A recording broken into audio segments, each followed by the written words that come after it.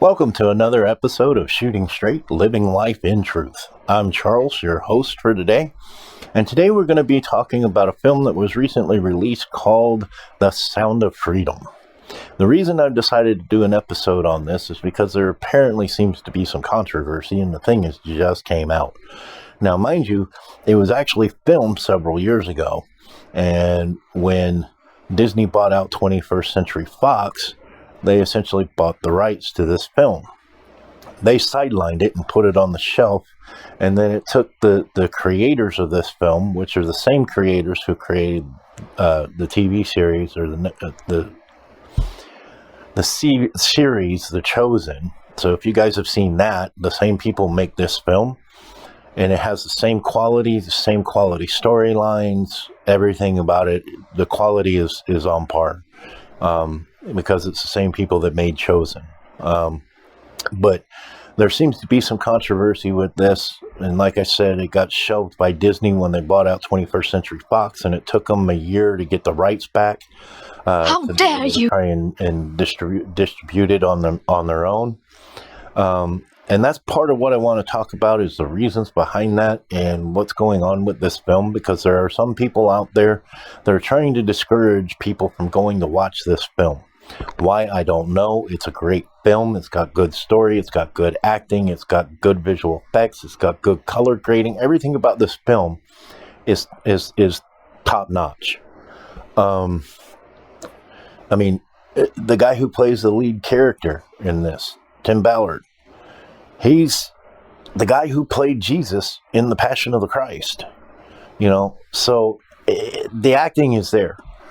Everything for quality filmmaking is there. Everything for a quality film is there. It's a great film, good story. I highly encourage you to go watch it. Now, for those who don't know what I'm talking about, I want to play a bit of the trailer for you so that you kind of get a feel and a taste for what's going on with this film before we go any farther, and before I get into the details of why I'm making this episode. So let's go ahead and take a look at that trailer. It is the fastest growing international crime network that the world has ever seen. It has already passed the illegal arms trade, and soon it's going to pass the drug trade.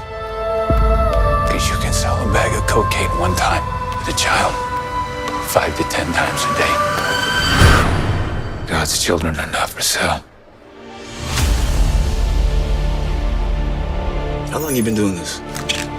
12 years now. How many pedophiles you got? 288. How many kids you found? Timoteo, tú rescatas niños, ¿verdad? ¿Puedes ayudarme a encontrar a mi hermana? Te lo prometo.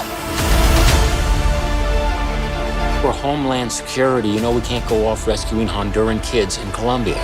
Okay, so She'll disappear for good. you saw where it said based on a true story, right? In cinematic terms, in Hollywood terms, in the film industry, when you see based on a true story, it doesn't mean that what you're about to see in the film is 100% accurate. All right, and the reason that I say that is because every film, no matter what it is, no matter what the story is, no matter who makes it, takes creative liberties, takes creative licensing. The reason for that is because some things in real life don't translate to the silver screen very well and aren't going to make you money when you produce a film and you distribute it. That's kind of the whole point behind it. So some things are adapted for the screen in order to give the viewer a pleasant experience and an enjoyable, entertaining film to watch. That's what these people have done with this film. The film is actually based on 2 real-life, actual cases of child sex trafficking that the law enforcement officer Tim Ballard, who is the main character in this film, either participated in or knew about. And the things that these people are nitpicking about and picking at the film about and yelling at you saying, don't go watch this because it's nothing but a bunch of lies, they had to go down a rabbit hole to find these problems with this film. and they're making a big deal out of things that would normally be considered creative licensing. This isn't a documentary. It's an actual film, a cinematic narrative film, which means it's telling a story. Doesn't mean that it's 100% accurate. They're not doing a documentary. This is not a documentary. It's a film, all right, that tells a story. You have to keep that in mind. And before I went to watch this film, I saw this video on YouTube where this guy went down a rabbit hole, basically did some investigation, pulled up court documents, and tried to verify everything within this film, going about it as if though, it's like, aha, I gotcha, you're lying, kind of thing. Don't do that, folks. Don't let that kind of stuff discourage you from going to see this film. Now, with that said, I want to show you some of the things that this guy put in his YouTube video that he's complaining about. Take a look at this, all right? Here's the deal. In the movie, everything takes place in Colombia, okay? Great, fantastic. In reality, one of the cases took place in Haiti. The other case actually took place in Calexico. How dare you! In San Bernardino, in California. The two stories are combined in this film to be able to produce a good quality story that will entertain you and yet at the same time inform you about this massive global problem of child sex trafficking. All right. The other thing, he complains that in the movie it's purported to be child sex slave abduction, whereas in reality, one case it was not, the other case it was. But as you can see here, in the one case that he's referring to that took place in Haiti, there's no difference there. The facts are still the same. All right. One difference, 11-year-old girl being the sister of the young boy, brother-sister scenario. Reality, they're two separate cases. They weren't related.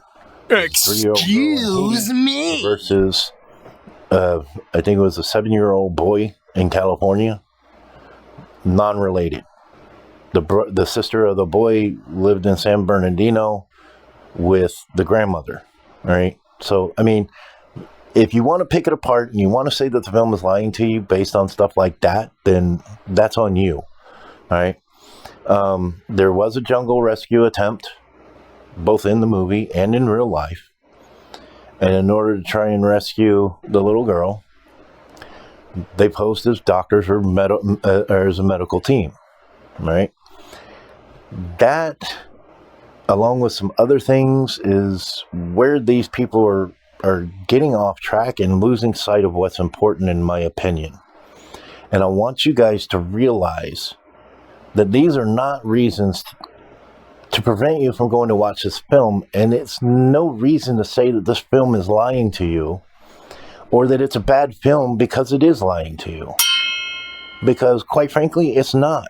It specifically states that it's based on true events. They have two cases that inspired this film. They took those two cases and they united them into one story. That's creative license. That's creative liberty. That's adapting things to the silver screen.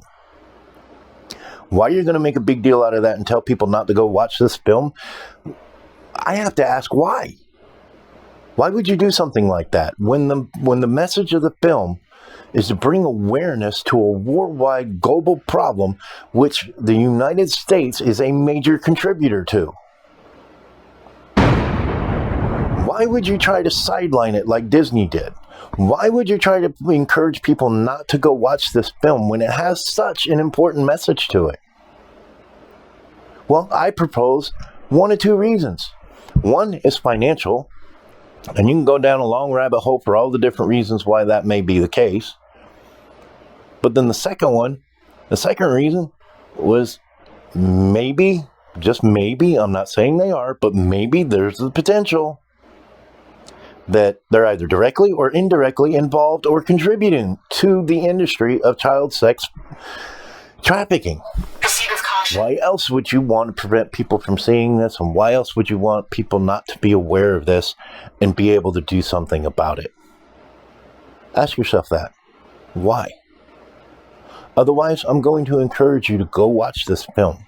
It has a great message. It's extremely important. The goal of the producers is to try and get 2 million people into the theaters to see this film, to represent the 2 million children that are trafficked every single day and turned into sex slaves by unscrupulous, evil people of all income brackets. It's not just the wealthy that do it. It's also the impoverished and everybody else in between. It's a global issue that needs to be dealt with. So go watch this film. It has a great story, great acting. Like I said, everything about a great film is present in this film. And to be completely honest with you, it's so opposite of what Hollywood is putting out right now, it's not even funny. Yes, it's putting out a message that you could construe as being political, but it's not a political film. It's a film about humanity and about a problem that humanity is facing that needs to be dealt with.